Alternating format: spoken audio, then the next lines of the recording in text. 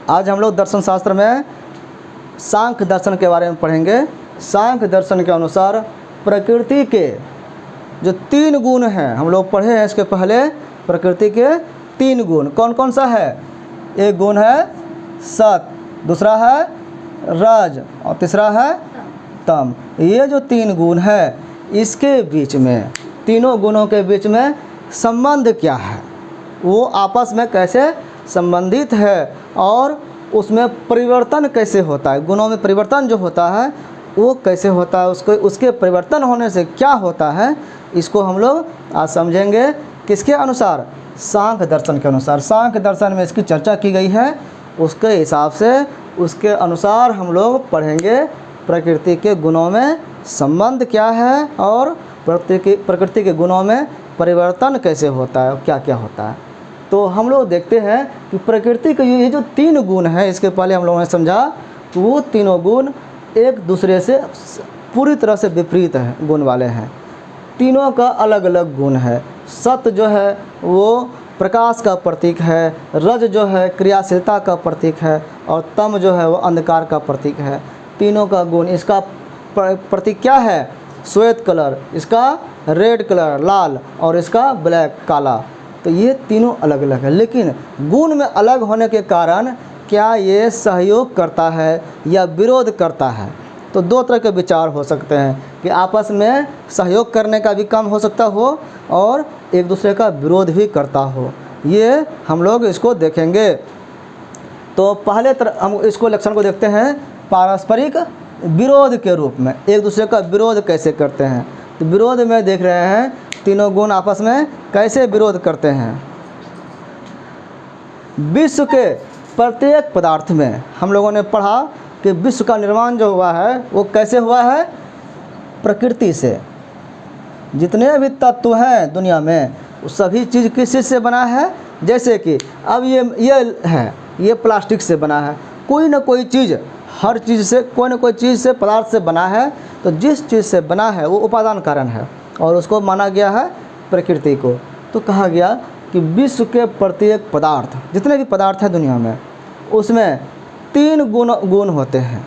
तीनों गुण उसमें शामिल होता है। वो गुण जो है कम या अधिक मात्रा में हो सकता है। कोनो गुण कम है, कोई गुण ज़्यादा है। अब कहा जा रहा है कि तीनों गुण के कारण क्या होता है भाव। तो कहा रहा है कि सभी पदार्थ जो है इस गुणों के कारण कभी सुख का भाव उत्पन्न करता है, कभी दुख का भाव उत्पन्न करता है, कभी उदासीनता का भाव उत्पन्न करता है। मतलब सुख दुख या उदासीनता उत्पन्न करने की एक क्षमता होती है हर वस्तुओं में, हर पदार्थ में। इसके आगे कहा जा रहा है कि एक ही वस्तु, कोई एक वस्तु है, वो खुद किसी को सुख दे सकता है, किसी को दुख दे सकता है और किसी को न सुख देगा न दुख देगा, कुछ भी नहीं देगा, उसके प्रति उदासीनता का भाव उत्पन्न कर सकता है। ऐसा हम लोग उदाहरण से भी देख सकते हैं। जैसे कि कोई सुंदर स्त्री है, अगर कोई सुंदर स्त्री है तो उस तरह उदाहरण दिया गया है, तो उसको देख करके उसके जो पति हैं वो, उसके मन में कैसा भाव आएगा? वो खुश होगा, उसके मन में सुख वाला भावना आएगा। वो मानेगा कि हमको इतनी सुंदर वाइफ मिली है, तो वो उसके मन में भावना वो सुख वाला है। वो एक ही स्त्री है, उसी स्त्री को देख करके जो दुष्ट प्रवृत्ति के लोग हैं उसके मन में आएगा भावना कि बहुत जलन वाली भावना आएगा कि उसको कैसे मिल गया इतना सुंदर। तो ये जो दुख वाला भावना है, ईर्ष्या का भाव, उसी स्त्री के कारण दुष्ट प्रकृति के व्यक्ति में ईर्ष्या वाला भाव उत्पन्न कर सकता है, दुख वाला भाव उत्पन्न कर सकता है, जबकि पति में वही सुख वाला भाव उत्पन्न कर रहा है। स्त्री में कोई अंतर नहीं हो रहा है, स्त्री वही है। लेकिन कोई सज्जन पुरुष हैं, साधु पुरुष हैं, जो किसी से कोई मतलब नहीं है, ऐसे व्यक्ति के हृदय में न सुख होगा न दुख होगा, वो उदासीन होगा। उसमें कोई मतलब नहीं है कि किसी की बीवी सुंदर है कि किसी का बीवी कुरूप है, कोई उसको मतलब लेना देना नहीं है। तो ये एक ही स्त्री अलग अलग भाव व्यक्त कर सकता है अलग अलग व्यक्तियों में। एक ही चीज़ का प्रभाव अलग अलग व्यक्तियों में अलग अलग होता है। ये हम लोग इस उदाहरण से समझ रहे हैं। अब कहा गया विश्व के पदार्थ में, चूँकि हर पदार्थ में ये गुण है, अगर ऐसा गुण है तो चूँकि विश्व कार्य है, तो कार्य में अगर ये गुण है तो तो इसका कारण में भी वही गुण होना चाहिए। तो इनका कारण में क्या है? प्रकृति है। तो प्रकृति से सब कुछ बना है, तो प्रकृति में भी ये 3 गुण होना चाहिए। यही कहा गया कि विश्व के पदार्थों में ये गुण हैं, तो इनके कारण में भी ये गुण अवश्य होना चाहिए। और प्रकृति चूँकि इसका कारण है, तो प्रकृति में ये तीनों गुण अवश्य ही पाए जाते हैं, जिसमें परस्पर विरोध का संबंध होता है, और वो विरोध का संबंध होने के कारण अलग अलग व्यक्तियों में अलग अलग भाव उत्पन्न करता है। अब कहा गया कि सिर्फ विरोध का ही संबंध होता है क्या? तो नहीं, कहा गया इसमें सहयोग का भी संबंध होता है, एक साथ ही दोनों काम करता है। विरोधी गुण भी होता है, सहयोगी गुण भी होता है। तो सहयोगी गुण को समझाने के लिए कहा गया सांख्य दर्शन में कि तीनों गुण परस्पर भिन्न तो होते हैं, लेकिन इसके बावजूद वो सहयोग भी करते हैं, और सहयोग द्वारा आपस में सहयोग करके विश्व का निर्माण करते हैं। इसका उदाहरण बताया गया, 3 चीज़ लिया गया। उदाहरण उपमा कहा जाता है। इसमें उपमा के द्वारा बताया गया कि जिस तरह से तेल है, तेल का गुण अलग है। बत्ती है, बत्ती जिसको बोलते हैं, दीपक में डालते हैं। और अग्नि है, आग जब जलाते हैं। ये तीनों अलग अलग गुण वाले हैं। अग्नि से बत्ती को खाली लाइट देंगे तो बत्ती जल के ख़त्म हो जाएगा। अग्नि को तेल में डाल देंगे तो तुरंत आग लग जाएगा, ख़त्म हो जाएगा। लेकिन तीनों का ऐसा एक संयोग बनाते हैं, तो संयोग बनाने से क्या हुआ? ये जो है, मान लो ये बर्तन है एक, इसमें तेल है और तेल है, इसमें एक बत्ती डाल दिए। अब इसमें जो है दीपक अगर हम इसको जलाते हैं तो ये जो है इस तरह से लाइट देने लगा। तो ये बहुत समय तक धीरे धीरे रिश्ते रिश्ते प्रकाश देते रहेगा। और ये गुण, तीनों गुण अलग अलग होने के बावजूद आपस में सहयोग के द्वारा प्रकाश उत्पन्न करता है। तो यही कहा गया कि जिस तरह से तेल, बत्ती, अग्नि के संयुक्त सहयोग से प्रकाश का उत्पन्न होता है, उसी तरह से ये तीनों गुण जो है सत, रज, तम अलग अलग होने के बावजूद आपस में सहयोग करते हैं, और सहयोग के करके क्या करते हैं? विश्व का निर्माण करते हैं, सृष्टि करते हैं। तो ये गुण इसका है। अब ये जो 3 गुण है, इस 3 गुण में परिवर्तन होता है या एक जैसा रहता है? इसको हम लोग समझेंगे, गुणों में परिवर्तन कैसे होता है। तो कहा गया कि तीनों गुण जो होते हैं वो परिवर्तनशील होते हैं। परिवर्तनशील मतलब ये विकासशील होते हैं। और परिवर्तन कैसा होता है? कितने तरह का? तो 2 तरह के परिवर्तन होते हैं। एक को कहा गया स्वरूप परिवर्तन या स्वरूप परिणाम। परिवर्तन के बाद एक परिणाम होगा, तो स्वरूप परिणाम, और एक विरूप परिणाम। स्वरूप परिणाम मतलब इसमें क्या होता है, और विरूप परिणाम में क्या होता है, इसको हम लोग देख रहे हैं। स्वरूप परिणाम तब होता है जब प्रत्येक गुण कौन कौन? ये 3 गुण अन्य गुणों से हटकर सभी गुण को छोड़ दिया। मतलब सत्य गुण जो है ये रज और तम वाला कोई गुण नहीं रखेगा, रज जो है ये सत और तम का कोई गुण नहीं रखेगा, तम जो है सत और रज का गुण छोड़ देगा।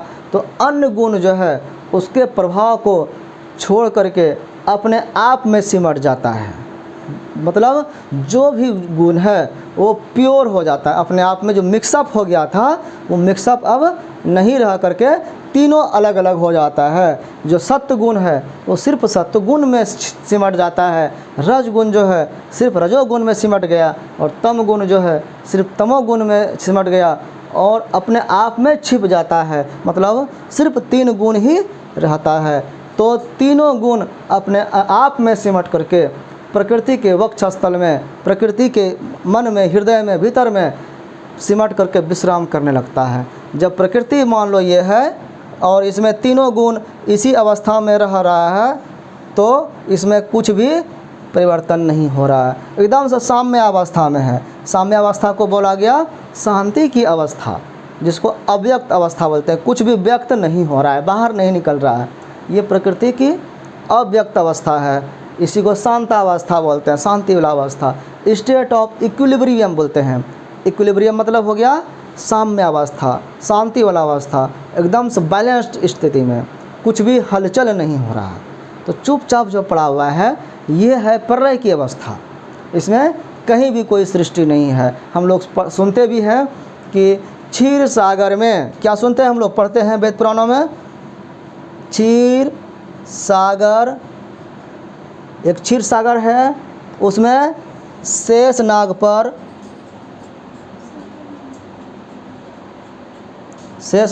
मतलब शेष नाग की सैया पर विष्णु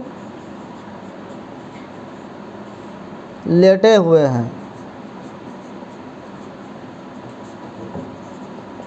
लक्ष्मी पैर दबा रही है, ठीक है।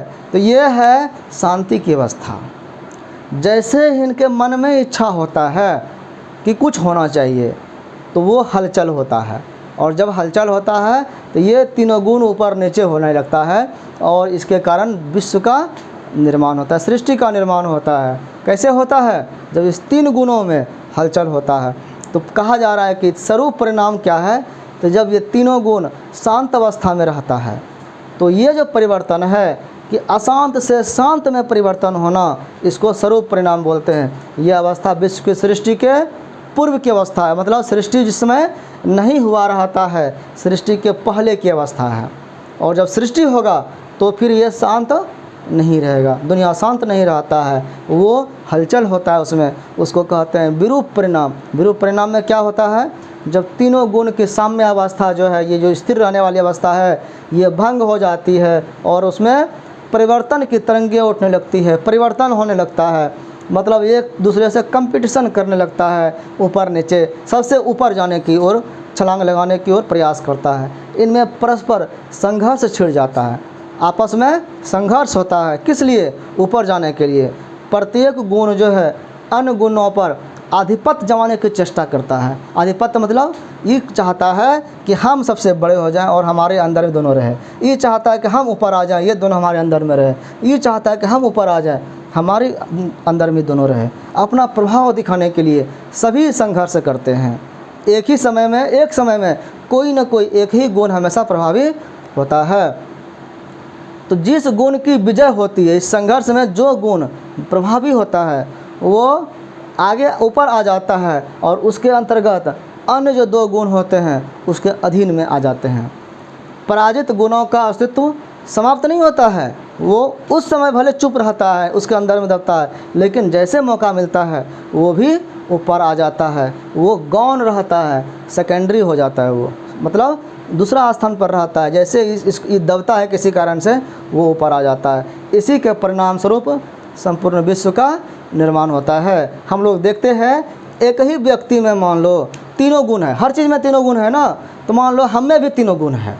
हम में भी कभी सत्य का गुण प्रभाव दिखेगा, कभी रज का प्रभाव दिखेगा, कभी तम का प्रभाव दिखेगा। जिस समय सत्य का प्रभाव दिखेगा हमारा व्यवहार कैसा हो जाएगा? सात्विक हो जाएगा, सबसे सुंदर व्यवहार हो जाएगा और अच्छा कर्म होने लगेगा। जिस समय रज का प्रभाव आएगा हम सुख भोगी हो जाएंगे, हमारे पास चंचलता बढ़ जाएगी। और जिस समय तम गुण हमारे पर प्रभावी होगा उस समय हम आलसी हो जाएंगे, उस समय हम क्रोधी हो जाएंगे, उस समय हम बुरा व्यक्ति बन जाएंगे। तो यह जो है एक ही व्यक्ति में तीनों गुण रहता है, लेकिन प्रभावी एक समय में एक ही गुण रहता है ये। लेकिन वो एक प्रभावी गुण जो है वो हमेशा स्थिर नहीं रहता है, उसमें परिवर्तन होते रहता है। इस परिवर्तन के कारण व्यक्ति की जो मनोस्थिति है, मन स्थिति वो चेंज होता है। मन स्थिति जो है वो परिवर्तनशील होते रहता है। तो कोई व्यक्ति का जो उसका जो गुण दिखता है वो गुण हमेशा वही गुण नहीं रहता है, उसके अंदर में और गुण भी छिपा हुआ है। इसी को हम लोग बायोलॉजी के भाषा में समझें तो उसके जीन में, हर उसके क्रोमोसोम में, हर जीन में अलग अलग गुण छिपा हुआ है। कोई जीन डोमिनेंट हो जाता है, कोई रिसेसिव होता है, छिप जाता है। तो इस तरह से हम लोग देखें कि प्रकृति के जो तीनों गुण हैं वो आपस में संबंधित हैं, परस्पर विरोधी होने के बावजूद, और सबके सहयोग से विश्व का निर्माण, सृष्टि का निर्माण होता है और वो विकास का क्रम में आगे बढ़ते रहता है। और जब तीनों साम्यावस्था में होता है तो सृष्टि का प्रलय हो जाता है और वो कोई भी सृष्टि का निर्माण का कार्य नहीं होता है उस समय।